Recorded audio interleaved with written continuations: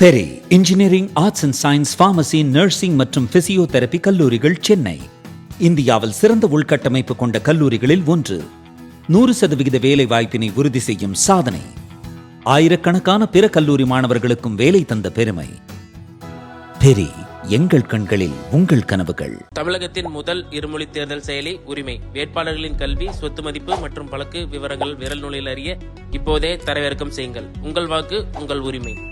அக்ஷய திருதியைக்கு தங்கமயில்ல தங்கம் வாங்குறது ஐதீகம் மட்டும் இல்ல, தெய்வீகமும் கூட. அக்ஷய திருதியை நன்னாள் ஏப்ரல் 19 மற்றும் 20. தங்கமயில் ஜுவல்லரி. வணக்கம் அன்பு நண்பர்களை, மீண்டும் உங்களை சந்திப்பதில் மிகுந்த மகிழ்ச்சி. இன்றைய சிறப்பு நேர்காணல் நிகழ்ச்சி நம்முடைய தேசிய ஜனநாயக கூட்டணியுடைய வாசுதேவநல்லூர் பாஜக வேட்பாளர் திரு ஆனந்தன் ஐயாச்சாமி இருக்கிறார். அவரிடம் கேட்பு நேரங்களை கேட்கலாம். வணக்கம். வணக்கம் சார். மிகப்பெரிய பாக்கியம் உங்களோட இந்த கலந்துரையாடல். ஆனானப்பட்ட பிரைம் மினிஸ்டரே பேட்டி எடுத்த நீங்கள் இந்த மாதிரி ஒரு சாதாரண ஆளை நீங்கள் பேட்டி எடுக்கிறது எனக்கு மிகப்பெரிய பாக்கியம். எங்களுக்கு சாதாரண ஆள் அசாதாரண ஆளுலாம் ஒன்றும் கிடையாதுங்க. பேட்டி எடுக்கிற எங்களுடைய பிழைப்புங்க. நாங்கள் ஊராக இந்த மாதிரி ஒரு 27 வருஷமாக பேட்டி எடுத்துட்டு அதனால் எங்களுக்கு it is our part of our life and job. சிவனேன்னு தானே ஐடி ஃபீல்டு போயிட்டு இருந்துச்சு. நீங்கள் ஒர்க் பண்ணதை தாண்டி, நீங்கள் ஒரு ஆண்டர்பிரனராக மாறினதை தாண்டி, ஒரு சக்ஸஸ்ஃபுல் ஆண்டர்பிரனராக இருந்ததை தாண்டி, எதுக்கு இந்த திடீர்னு இந்த விபரீத ஆசை? நிம்மதி வேணும்னு எல்லாரும் காசிக்கு போவாங்க. நான் தென்காசிக்கு வந்துட்டேன். நான் பிறந்த என் தென்காசி மண்ணுக்கு வந்துட்டேன். எனக்கு சின்ன வயசில் நான் பட்ட கஷ்டங்கள், அந்த வலிகள், வேதனைகள், ஒவ்வொரு முறை நான் இந்தியாவுக்கு வரும்போதும் கிராமம் போய் நான் பட்ட கஷ்டங்கள், அந்த சூழ்நிலைகள்லாம் திரும்பவும் இருக்குதா அப்படின்னு தேடி போய் பார்ப்பேன். அதே நிலைமைகள் திரும்பவும் இருக்கு. அப்படிங்கும்போது நம்மளால ஏன் அந்த மாற்றத்தை உருவாக்குறதுக்கு ஒரு காரணம். நீங்க பட்ட கஷ்டம் அநேகமா வறுமை சம்பந்தமா இருக்கும். வறுமை சம்பந்தங்கிறது நீங்க சம்பாதிச்ச உடனே அது மாறிடுது உங்கள் கணக்குல. அது மாதிரி அவங்கவுங்க சம்பாதிச்சா மாறிடுது. அதுல வேற என்ன நீங்க புரட்சிக்கு அங்க என்ன வேலை இருக்கு? அவங்கவுங்க உழைச்சு அவங்க முன்னேறி அவங்க அடுத்த எடுத்து போனா அது நடந்துருக்கு. எல்லாத்துக்குமே ஒரு கை கொடுத்து தூக்கி விடுறதுக்கு ஒரு இது தேவைப்படுறதுல, ஒரு கேட்டலிஸ்ட் தேவைப்படுது. ஒரு சொசைட்டில ஒரு தனி மனிதர் மேல போனா அதுக்கு ஒரு மொத்த எப்படி பெருந்தலைவர் காமராஜர் அத்தனை ஸ்கூல் ஆரம்பித்த பிறகு தான் தமிழ்நாடு நிலைமை மாறிச்சோ, அத்தனை அணையை கட்டின பிறகு, அத்தனை இது கட்டின பிறகு தமிழ்நாடு ஒட்டுமொத்தமாக அடுத்த கட்டத்துக்கு போகிறதுக்கு ஒரு பெரிய காரணி இருந்தாலும், அது மாதிரி அவரளவுக்கு பண்ண முடியலன்னா நான் பிறந்த ஊர், நான் பிறந்த மாவட்டத்தில் ஒரு கேட்டலிஸ்ட்டாக இருக்க முடியுமா? ஒரு டிரான்ஸ்ஃபர்மேஷன் கொண்டு வரதுக்கு அட்லீஸ்ட் அந்த ஒரு விதையை விதைக்கலாமா, அந்த எண்ணத்தை விதைக்கலாமா அப்படிங்கிறது தான். நான் அங்கே இருந்தப்போ எனக்கு பார்த்தீங்கன்னா, எனக்கு கடவுள் புண்ணியத்தில், இறைவன் ஆசீர்வாதத்தில் குறை ஒன்றும் இல்லை. பெரிய பணக்காரலாம் இல்லை, பட் நிறைய தன்னிறைவான. ஆமாம். அப்படி இருக்கும்போது எனக்கு ஒவ்வொரு நாளும் பார்த்தீங்கன்னா, டிப்பிக்கலி வீக்கெண்ட்ஸ் நான் நிறைய ஃப்ரெண்ட்ஸ் கூடுவோம், பேசுவோம், நிறைய பிளேசஸ் போவோம், வைனரிஸ் போவோம், அதெல்லாம் பண்ணுவோம். பட் அதெல்லாம் ஒரு மணி, நைட்டு 1 மணிக்கு போவோம்னா, நான் 1 மணிக்கு நான் தூங்க வரும்போது எனக்கு ஒரு வெற்றிடம் உள்ளே இருந்துக்கிட்டே இருக்கும். நம்ம இன்னும் எதுவும் பண்ணலை. எனக்கு 2 விஷயம். நான் யூஎஸில் இருக்கும்போது, இன்டர்ல இருக்கும்போது எனக்கு டெஸ்கில் ஒரு 2 கவிதைகள் எப்பவுமே வச்சுருப்பேன். ஒன்று பெரிதினும் பெரிதுகள். வெளியூர் பயணமா? ரிசர்வேஷன் கிடைக்கலையா? படிக்கட்டு ஏறி இறங்க ரொம்ப சிரமமா இருக்கா? டிராப் டாக்ஸி புக் பண்ணுங்க. ஒரு வழி கட்டணம் மட்டுமே. டிராப் டாக்ஸி, எங்கும் எப்போதும். ரெண்டாவது தேடிச்சோறு நிறந்து அந்த இதை சின்னஞ்சிறு கதைகள் பேசி வாடி துன்பம். எக்ஸாக்ட்லி. வேடிக்கை மனிதரா விழுந்துடுங்க நினைத்தா ஐயோ பராசக்தி அப்படின்னு. பிறந்தோம், வளர்ந்தோம், இருந்தோம், போனோம் அப்படிங்கிறது இருக்கக்கூடாது அப்படிங்கிறதுக்கு. சொல்லடி சிவசக்தியினை சுடரும் மிகு அறிவுடன் படைத்து விட்டாய் அப்படிங்கிறது. அப்படி நம்புறீங்களா? அது கொஞ்சம் அது ஹெட் ஸ்ட்ராங்காக அந்த மாதிரி சொல்லிட்டா ஹெட் ஸ்ட்ராங்காக இருக்குமோ அப்படிங்கிறத தாண்டி எனக்கு எப்போவுமே அந்த ஒரு செல்ஃப் கான்ஃபிடென்ஸ் உண்டு. சுடர்மிகு அறிவுடன் படைத்து விட்டாயே அப்படின்னு. ஸோ வரணும், பண்ணணும், அந்த சோசியல் இன்டர்வென்ஷன், அந்த இன்டர்வென்ஷன் பண்ணணும் அப்படிங்கிறதுக்காகத்தான் திரும்ப வந்தது. என்ன லேண்ட், வாட் யூ லேண்ட்? நீங்கள் அதை விட்டுட்டு வந்தபோது எங்கேயாவது பேசாமல் நம்ம அங்கேயே உட்காந்துருக்கலாம் அப்படின்னு. அரசியலுங்கிறது வெளியிலேருந்து வேடிக்கை பார்க்குறது ஒரு சினிமா மாதிரி. அந்த சினிமாவில் நடிக்கிறது, உழைக்கிறது, படத்தை சக்ஸஸ் பண்ணுங்கிறது ஒரு பெரிய பாடு. நம்ம விஜய் மாதிரி பல ஸ்டார்களுடைய சஃபரிங்ஸை நம்ம பார்த்துட்டு இருக்கோம். ஸோ அரசியல் வெளியிலேருந்து பார்த்து அதை பண்ணு இதை பண்ணுங்கிறதுக்கும், கீழே கிரவுண்டில் நின்று ஒரு சீட் வாங்குறது, அதை கண்டெஸ்ட் பண்ணுறது, எலெக்ஷனில் போய் நிற்கிறது போகிறங்கிறது, அந்த real time and real politics என்ன லேர்ன் பண்ணீங்க நீங்கள்? சில நேரங்கள் கஷ்டமாக இருக்கும், இது தேவையா அப்படின்னு. பட் பல நேரங்களில் இங்கே பார்க்கும்போது நம்ம ஏதாச்சும் ஒரு சின்ன சேஞ்ச் நம்மளால் அது உருவாகும் போது அது அடுத்த கட்டத்துக்கு நம்மளை கொண்டு போகத்தான் செய்யுது. அது புது ஒரு டானிக் கொடுத்த மாதிரி, ஒரு பூஸ்டர் கொடுத்த மாதிரி இருக்குது. ஆக்சுவல் ரியல் டேஞ்சிபிள் சேஞ்சஸ் நம்ம சொசைட்டியில் பார்க்கும்போது அது அடுத்த கட்டத்துக்கு எடுத்துகிட்டு போகுது. ஸோ கஷ்டங்கள் இருந்தாலும் இது மல்டிபிள் திங்ஸ் ஆர் மோட்டிவேட்டிங் மோர் தேன். உங்களுடைய வயசு 26 இருக்குமா, 28 இருக்குமா? இல்லை, இப்போ 50. உங்களுடைய தம்பி எம்எல்ஏ ஆயிட்டாரே அப்படிங்கிற இன்டர்னலாக ஃபேமிலிக்குள்ளேயே இருக்கக்கூடிய ஒரு விஷயமா இப்போ எல்லாம் எம்எல்ஏட்டா நம்ம விடக்கூடாதா அப்படின்னு சொல்லிட்டு அந்த மாதிரியான ஒரு ஆசை தான் உங்களை அரசியலில் உந்துச்சா? நிச்சயமா இல்லை. தம்பி அரசியலுக்கு வரணும், தம்பி எம்எல்ஏ ஆகணும்னு விருப்பப்பட்டது நான். அதுக்கு முன்னால் 2006 அவர் தேமுதிக ஒன்றிய கவுன்சிலர் ஆகணும் அப்படின்னு அவர்கிட்ட சொல்லி அதுக்கு அன்றைக்கு ஸ்ட்ராட்டஜைஸ் பண்ணதும் நான் தான் சொல்லக்கூடாது, நானும் ஒரு காரணி. அது மாதிரி அவர் 2016 எம்எல்ஏ ஆகும்போதும் நானும் பின்னால் இருந்து சப்போர்ட் பண்ணி என்னால் நேரடியாக வர முடியலை. அதனால தம்பி உள்ளே வரணும் அப்படிங்கிற ஒரு காரணம். தம்பிக்கும் is very talented person. So it's combination of both of them coming together. அதுதான் இது. இப்போ கம்மிங் டுகெதர் தானா இல்லாட்டி தனியாக தான் பண்ணிட்டு இருக்காரா தம்பி? அவர் தொழிலை பார்த்துக்கிட்டு இருக்காரு. But as a family OPS கூடலாம் இருந்தார். அப்புறம் ஓபிஎஸ் டிஎம்கே போயிட்டாரு. ஓபிஎஸ் இருக்கும்போது நான் அரசியலுக்கு வரவே இல்லையா? நான் அவர் கேட்குறவங்க அதான் அவர் ஓபிஎஸ்ட்டு போகும்போதோ இருக்கும்போது அப்போ நான் நேரடி அரசியல் இல்லை. இப்போ அவர் எங்கே இருக்கார்? அவர் நான் பார்த்தேன். அவர் ரீசெண்டாக தாவைக்கா ஜாயின் பண்ணார்.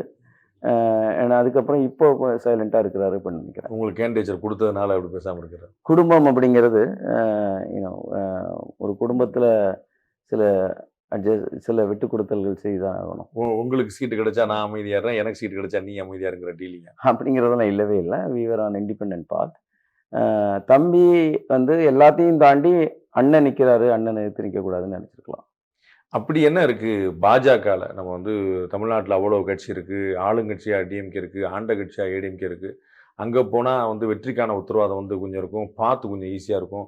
ஏடிஎம்கே கேண்டிடேட்டு டிஎம்கே கேண்டிடேட்னா அதுக்கான ஒரு ரிசப்ஷனே வேறையாக இருக்கும். பாஜகவில் பார்ட்டியே ஸ்க்ராட்ச்லேருந்து ரெடி ஆகுது. அப்புறம் நீங்கள் ஒரு ஸ்க்ராட்ச்லேருந்து ரெடி ஆனுங்கும்போது அது அப்படி வாட் ஸ்பெஷல்? ஒரு எம்எல்ஏ ஆகிறதுக்காக நான் இங்கே கிளம்பி வரல. ஒரு எம்எல்ஏ ஆகணும்னு நினச்சா ப்ராபப்ளி நீங்கள் சொல்கிற பார்த்துலாம் இது பண்ணும். சோசியல் சேஞ்ச் இது பண்ணணும்னா பாஜக மாதிரி ஒரு கட்சியில் தான் அடிமட்ட தொண்டனும் தலைவனாக முடியும், உழைச்சா தலைவனாக முடியும். திமுகவில் உங்களுக்கு தெரியும், அது ஆண்டாண்டு காலமாக அடுத்து எந்த நிதி தலைவர் ஆவார் அப்படிங்கிறது. அண்ணா திமுகலையும் ப்ரெட்டி மச் அந்த லீடர்ஷிப் மற்ற ரீஜனல் பார்ட்டிஸ்லையும் அதே தான். அந்த லீடர்ஷிப் ஒரு தலைவர், அதுக்கடுத்து ஒரு சகாப்தமாக இன்னொரு தலைவர், அதுக்கப்புறம் இன்னொரு சகாப்தமாக இன்னொரு தலைவர், அந்த மாதிரி. வேற இன்னைக்கு பிஜேபியில் பார்த்தீங்கன்னா எவ்ரி 3 வருஷம் ஒரு ஆர்கனைசேஷனல் எலெக்ஷன், புது மாவட்ட தலைவர்கள், புது தேசிய தலைவர்கள் அப்படின்னு. இன்னைக்கு நிதின் நபீன் அப்படிங்கிற மாதிரி ஒருத்தர் எங்கேயோ இருந்தவர் தெரியாதவர் இன்னைக்கு தேசிய தலைவராக வர முடியும்னா of course he is very deserving. But இந்த திறமைகளை அடையாளம் கண்டு அவங்களுக்கு அந்த பொறுப்புகளை கொடுக்கக்கூடிய, தலைமை பொறுப்பு கொடுக்கக்கூடிய ஒரே கட்சி இன்றைக்கு உலகத்திலே சொல்லுவேன் அது பாஜக. அதனால அந்த ஒரு கட்சி உழைக்கன்னு நினைக்கிறோம், முன்னுக்கு வரணும்னு நினைக்கிறோம். அதுக்கு பிளாட்ஃபார்ம் எங்கே இருக்குன்னு பார்க்கும்போது டெஃபினெட்லி அது எனக்கு. நான் பாரம்பரிய அதிமுக குடும்பத்தில் இருந்து வந்தவன், அம்மாவோட மிகப்பெரிய ஃபேன். அம்மா இருந்திருந்தாங்கன்னா நான் ப்ராபப்ளி வேறு எதையும் யோசிச்சிருக்க மாட்டேன், ஏடிஎம்கேல தான் வந்திருப்பேன். அம்மா இல்லாத ஒரு வெற்றிடம். மோடி எனக்கு எப்போவுமே பிடிக்கும். As a leader, as a strong man, அசாத்தியமான காரியங்கள்லாம் பண்ணி காட்டிக்கிட்டு இருக்கவர். நிறைய விஷயங்கள், ஆர்டிகல் 370 அப்ளிகேஷனாக இருக்கட்டும், யூனிஃபார்ம் சிவில் கோடாக இருக்கட்டும், இந்த மாதிரி நிறைய விஷயங்களை போல்டாக பண்ணக்கூடிய GST for an example, years and years போகிற ஜிஎஸ்டி கொண்டு வந்து யூனிஃபார்ம் சிவில் கோட் இன்னும் பண்ணலை, பேசிக்கிட்டு இருக்காங்களே, பண்ணலை. இதில் ஹேப்பன் சூன். வெறும் பேச்சுவார்த்தையாக இல்லாமல் அடுத்த கட்டத்துக்கு நகர்ந்து போய்கிட்டு இருக்குல்ல. இன்றைக்கி 33% ரிசர்வேஷன் ஃபார் அன் எக்ஸாம்பிள். என்றைக்கோ அவங்க திமுக சொன்னாலும் அதை கொண்டு வரதுக்கான இன்னைக்கு பில் வரைக்கும் கொண்டு வந்திருக்கோம். அப்படின்னா going towards that and it happen soon அப்படிங்கிறது தானே. அப்படி ஒரு போல்டான லீடர்ஷிப். ஸோ அதனால் the combination of both.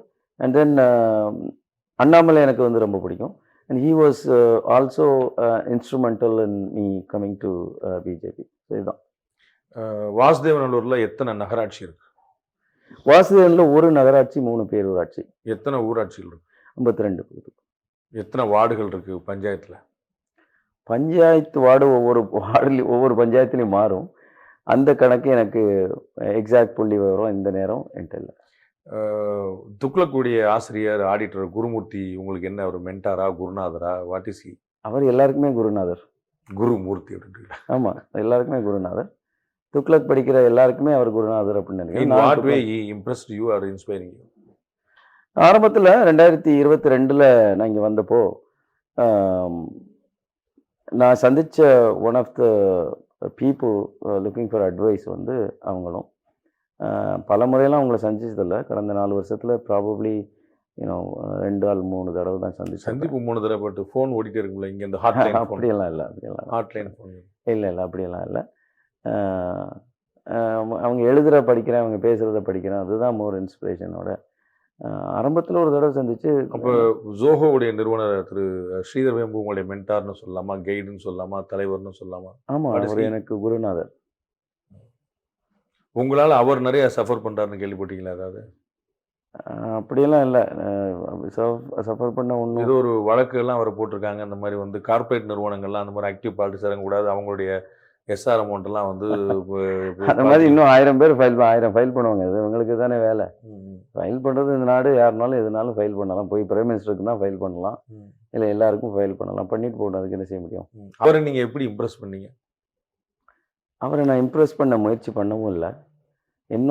Our naturally கிராமங்களை ரொம்ப ரசிக்கிறாருன்னு இல்லை, ரொம்ப நேசிக்கிறாரு. ஒரு ஒரு ஹம்பிள் பேக்ரவுண்டில் இருந்து வர்ற யாரையுமே தூக்கி விடணும்னு நினைக்கிறாரு. வள்ளலார் சொன்ன மாதிரி வாடிய பயிரை கண்ட போதெல்லாம் வாடினேன் அப்படின்னு வள்ளலார் பாடுற மாதிரி அவரை நான் பக்கத்தில் இருந்து பார்க்கும்போது, நான் இல்லை, யாரெல்லாம் இந்த மாதிரி ஒரு ஒரு டிசர்விங் பட் ஹம்பிள் ரூட்ஸ் இருக்கவங்களெல்லாம் இமீடியட்டாக அவங்கள தூக்கி விடணும்னு நினைக்கிற ஒருத்தர். என்னோட பேக்ரவுண்ட் தெரிஞ்சுக்கிட்டு இவருக்கு உறுதுணையாக இருக்கணும் அப்படிங்கிறது, அது எனக்கு கடவுள் கொடுத்த வரமாக தான் பார்க்குறேன். அரசியலுக்கு நான் வரணும்னு அவர் எப்போவுமே எனக்கு சொன்னதில்லை. அவர் எப்போவுமே என்னை வந்து technology and given the semiconductor background, அவர் வந்து அதில் தான் எங்களோட கான்வர்சேஷன், நிறைய டைம் எங்களோட conversation semiconductor, chip, software, compiler, libraries, artificial intelligence, இந்த மாதிரி தான் இருக்கும். அரசியல் பேசுகிறது வந்து ரொம்ப ரொம்ப ரொம்ப கம்மி. தமிழ்நாடு 2026 சட்டமன்ற தேர்தல். தேசிய ஜனநாயக கூட்டணி வாசுதேவநல்லூர் தொகுதியின் வெற்றி வேட்பாளர் ஆனந்தன் ஐயாசாமி. வாக்கு செலுத்தும் இயந்திரத்தில் வரிசை எண் 1 தாமரை சின்னத்தில் வாக்களித்து பெருவாரியான வாக்குகள் வித்தியாசத்தில் வெற்றி பெற செய்யுமாறு அன்போடு கேட்டுக்கொள்கிறோம். விஜயோட இம்பாக்ட் வந்து உங்களுடைய வெற்றி தோல்வியில் எவ்வளோ இருக்கும்? நீங்கள் தமிழ்நாடு முழுக்க அது வந்து பெருசாக பேசுகிறாங்க, பெரிய ஆன்டிசிபேஷன் இருக்குது. வாசுதேவநல்லூரில் ஒருத்தர் ஜெயிக்கிறதுக்கும் தோக்குறதுக்கும் வந்து விஜயோட இம்பாக்ட் என்ன வரும்? I think it is neutral or don't care to a large extent. கிராமப்புறங்களில் நான் பார்க்குறது இந்த தொகுதியில் மட்டும் இல்லை, தென்காசி மாவட்டத்தில். You don't care, there is no நீடா? இல்லை, நீங்கள் ரிசல்ட்டுக்கு இட் வுடன் இம்பேக்ட் ரிசல்ட் அப்படின்னு சொல்ல வரேன். ஐ வுடன் சே எஸ் அ பொலிட்டிஷியன். அந்த பார்ட்டின்னு இல்லை, எந்த பார்ட்டியுமே நான் வந்து டோன்ட் கேர்னு சொல்ல மாட்டேன். ஒவ்வொரு ஓட்டுமே முக்கியம். அதனால் அது எந்த சைடு போகுது, எங்கே போகுது அப்படிங்கிறது முக்கியம். அந்த விதத்தில் அப்படி சொல்ல, இந்த ரிசல்ட் அது பாதிக்காது. இதோட இந்த தொகுதியோட வெற்றியும் தோல்வியும் அந்த ஓட்டு தீர்மானிக்காது. தமிழ்நாடு முழுக்க வந்து அரௌண்ட் 15 to 20% வரைக்கும் எடுக்கலான்றாங்க. வேரியஸ் பல இடங்களில் 25 வரைக்கும் எடுக்கலாம், சில இடங்களில் ஒர்ஸ்டாவோட பார்த்து பண்ணலாம். அப்படின்னும் போது அது ஒரு ஹியூஜ் மார்ஜினில் கட்டாயமாக தமிழ்நாட்டில் 90% இடங்களில் வந்து 10% மேலே டிஃப்ரென்ஸ் இருக்க போகிறது இல்லை, 90% ஆஃப் சீட்ஸில். ஸோ ஒரு 15% மேலே ஒரு பார்ட்டி எடுக்கும்போதுங்கிறது அது டிசைடிங் ஃபேக்டராக நீங்கள் வந்து எதிர் you call it king maker R spoiler ஏதாவது ஒன்று இருக்காதா? 15% எங்கேருந்து போகிறது தானே. இப்போ 2 சைட்லேயும் பாதி பாதி பிரிஞ்சு போச்சுன்னா there is no impact. ஒரு சைடு மட்டும் பிரிச்சுட்டு போயிடுச்சுன்னா there is impact. விஜயோடைய ஓட் பேங்க்கில் ரொம்ப மேஜராக வந்து செஃபாலஜிஸ்ட் அண்ட் பொலிட்டிக்கல் அனலிஸ்ட் சொல்கிறது வந்து எஸ்சி ஓட்டு ரொம்ப ஸ்ட்ராங்காக போகுது, பட்டியலின மக்கள் வந்து நம்மள ஒருத்தர் அப்படிங்கிற மாதிரி பார்க்குறாங்க அப்படின்னு ஒரு மைக்ரேஷன். I don't see. நான் இந்த தொகுதியிலையோ இல்லை இந்த மாவட்டத்திலேயோ அதை நான் பார்க்கல. நான் கண்கூடாக வந்து எல்லா கிராமத்துக்கும் போயிருக்கேன், எல்லா மக்கள்கிட்டையும் பேசுகிறேன். நான் ஸ்பெசிஃபிக்கலி எனக்கு பர்டிகுலர்லி கடந்த 4 வருஷத்தில், இன்றைக்கின்னு இல்லை, கடந்த 4 வருஷத்தில் ஸ்டூடெண்ட்ஸோட ப்ரிடாமெண்ட்லி இன்ட்ராக்ட் பண்ணிக்கிட்டு இருக்கிறேன். அண்டர் 35 மக்களோட ப்ரிடாமெண்ட்லி இன்ட்ராக்ட் பண்ணிக்கிட்டு இருக்கேன். ஸோ இட்ஸ் அ கான்வர்சேஷன் வந்து ரொம்ப நாளாக நடக்கிறதுனால அவங்களோட தாட் ப்ராசஸ் என்னன்னு தெரியும்.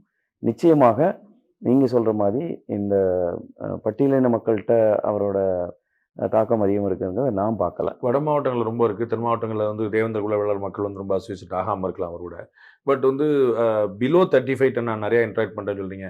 அவருடைய பெரிய ஸ்ட்ரென்த்தாக பார்க்குறதே இந்த யூத் ஓட்டு தான். ஸோ வந்து first time voters, second time voters, below 35 அவங்கெல்லாம் வந்து ரொம்ப வேறு மாதிரி பேசலாம் நினைக்கிறேன். நீங்கள் ஏதோ ஒரு கன்வென்ஷனல் பாலிடிக்ஸ் ஒன்று பேசிட்டாங்க, இரட்டலை கூட்டணி, திமுக கூட்டணி பேசிட்டு இருக்கும்போது வேற ஒன்று வேணும்னு ஒரு பெரிய கேங் வந்து மூவ் ஆகிற மாதிரி நீங்கள் எதுவும் ஸ்மெல் பண்ணலையா? இல்லை, நீங்கள் எடுத்து பார்த்தீங்கன்னா இந்த அண்டர் 35 எப்போவுமே அவங்க ஒரு இந்த கட்சியும் பார்த்தாச்சு, இதையும் பார்த்தாச்சு, ஒரு மாற்றம் வந்துடாதா அப்படின்னு நினைக்கிறாங்க. அதில் எந்த தப்பும் இல்லை. ரெண்டாவது, விஜய் அப்படிங்கிற ஒரு நடிகரை வந்து 3 வயசு குழந்தையிலேருந்து 80 வயசு பாட்டி வரைக்கும் எல்லாருக்கும் தெரியும். அதையும் வந்து யாரும் மறுக்கிறதுக்கு இல்லை. ஆனால் அவர் வந்து இப்போ ஊழலை ஒழிப்பேன், பெண்கள் பாதுகாப்பு கொடுப்பேன் அப்படி இப்படின்னு சொல்லும்போது அது யாருனாலுமே அது வரவேற்கக்கூடிய விஷயம்தான். ஸோ இவர் வந்துட மாட்டாரா, அதை பண்ணிட மாட்டா அப்படிங்கிற ஒரு இயக்கம் மக்கள்கிட்ட இருந்ததும் யதார்த்தம் தான். அன்ஃபார்ச்சுனேட்லி இன்னைக்கு நான் மக்களோட பேசும்போது அவர் அந்த எதிர்பார்ப்பை பூர்த்தி செய்யலை அப்படிங்கிறத நான் பார்க்குறேன். அவர் அரசியல் பண்ணலை, ஒரு 4 பொதுக்கூட்டங்கள் அதுலயே அவர் அரசியலா நினைச்சிட்டாரு. எந்த பாலிசி இஷ்யூஸும் இது வரைக்கும் அவர் பேசினதில்ல. அதெல்லாம் நீங்க யோசிப்பீங்க, அந்த யங்ஸ்டர்ஸ் அதை இல்ல, யோசிப்பாங்க. நான் மக்கள்கிட்ட பேசும்போது ஒரு ஏமாற்றம் அப்படிங்கிறது இன்னைக்கு நீங்க பாத்தீங்கன்னா, இப்ப அவரோட அஃபிடவிட்லயே தான் சொந்த மகளுக்கு கடன் கொடுத்ததா எழுதியிருக்கிறாரு. இப்ப நான் கிராமங்கள்ல போய் பேசும்போது இதை பத்தி என்ன நினைக்கிறீங்க அப்படின்னா, தான் சொந்த மகளுக்கே கடன் கொடுக்கிறது பொதுவாக ஒரு தகப்பன் மகளுக்கு வந்து சீர் தான் கொடுப்பான். தன் சொந்த மகளுக்கே கடன் கொடுத்தா அப்போ அவர் இங்க வந்து நம்ம ஊர்ல வட்டி கடன் நடத்துவாரா அப்படிங்கிற மாதிரி பாக்குறாங்க. நான் என்ன சொல்றேன்னா, இந்த 35 வயசுக்குள்ள இருக்கிறவங்க உங்க கேள்வி இதுவும் வேண்டாம் அதுவும் வேண்டாம்னு நினைக்கிறவங்களுக்கு இதுவும் இப்படித்தான் அப்படிங்கிற ஒரு மனநிலைக்கு வந்திருக்கிறாங்கன்னு சொல்ல வரேன். அதனால பிஜேபி அலையன்ஸ், ஏடிஎம்கே அலையன்ஸே அப்படி பரவாயில்ல. இல்ல, கவர்னன்ஸ் யாருக்கு கொடுக்க முடியும் அப்படின்னு மக்கள் யோசிக்கிறாங்க. இன்னைக்கு முக்கியமான பிரச்சனை நாட்டில் இருக்கிறது பெண்கள் பாதுகாப்பு, கொலை, கொள்ளை, கஞ்சா. அதுக்கு யார் கொடுக்க முடியும் அப்படின்னு மக்கள் எதிர்பார்க்குறாங்க. இந்த பொது தொகுதியில வந்து நிறைய வந்து கேஸ்ட் ரீதியா ஓட்டு போடுறதெல்லாம் நம்ம வந்து பார்க்குறோம். தனி தொகுதியில வந்து எல்லா கேண்டிடேட்டுமே குறிப்பிட்ட சமுதாயத்தை சேர்ந்து தான் இருக்க முடியும். அப்ப இந்த இடத்துல போலிங் வந்து எப்படி மாறுது? ஸோ எல்லா கேண்டிடேட்டுமே ஒரே சமுதாயமா இருப்பாங்க. அந்த போலிங் எப்படி மற்ற சமுதாயத்துல இருந்து எப்படி அதை கன்வர்ஷன் நடக்குது?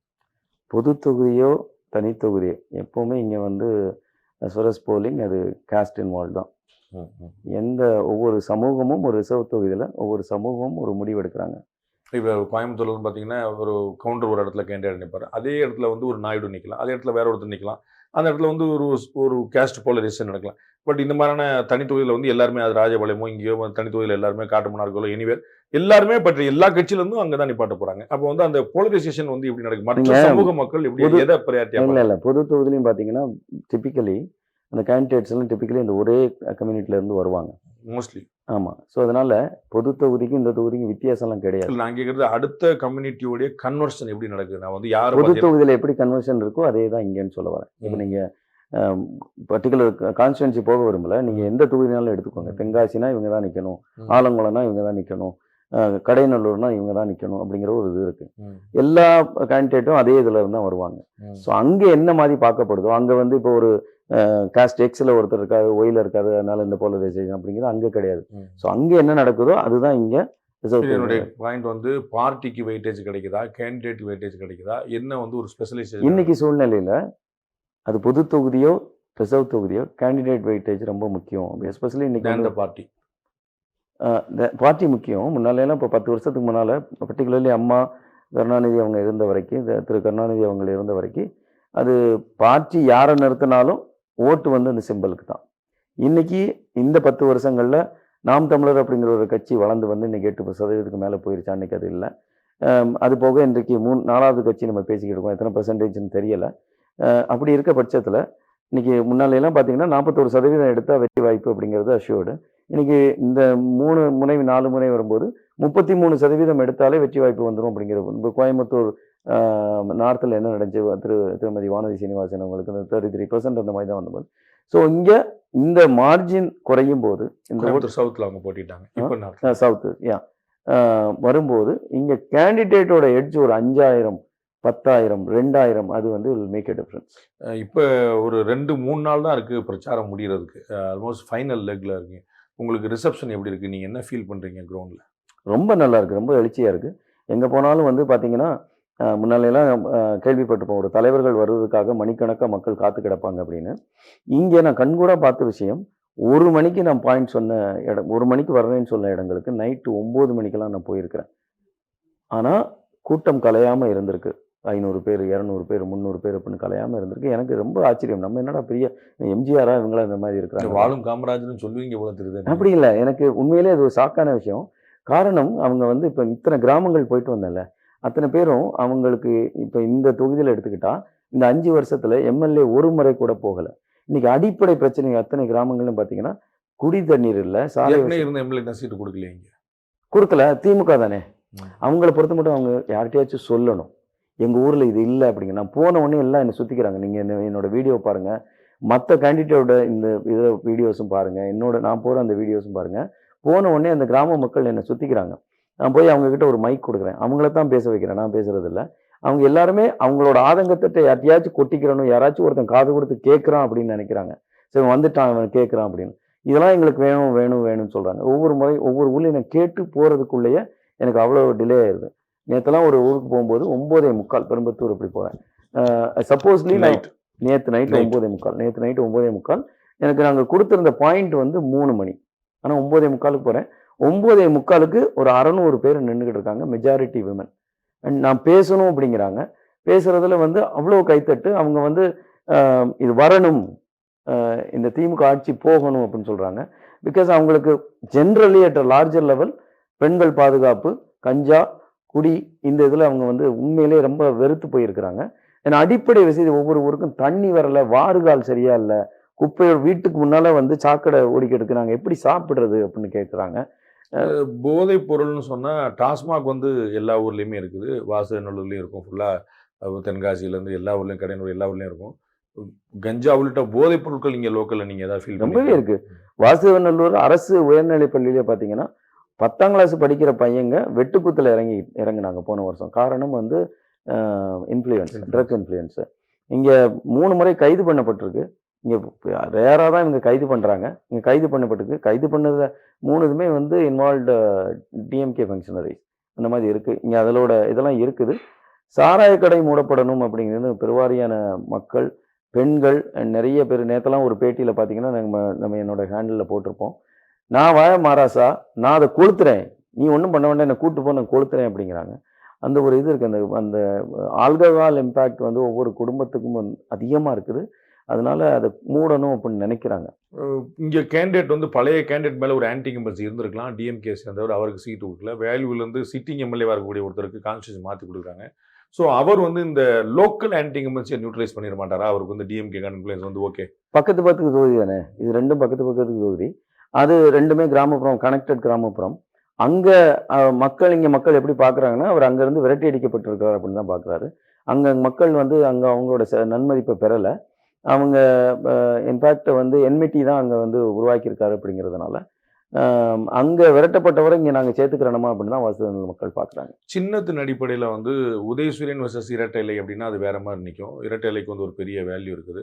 உதயசூரியன் வர்சஸ் தாமரை அப்படிங்கும்போது அவ்வளோ பவர்ஃபுல்லாக அந்த சிம்பிளை ரீச் பண்ணி கொண்டு போய் சேர்த்து வந்து அது ஒரு சரியான ஒரு கவுண்டர் கொடுக்க முடியுதா?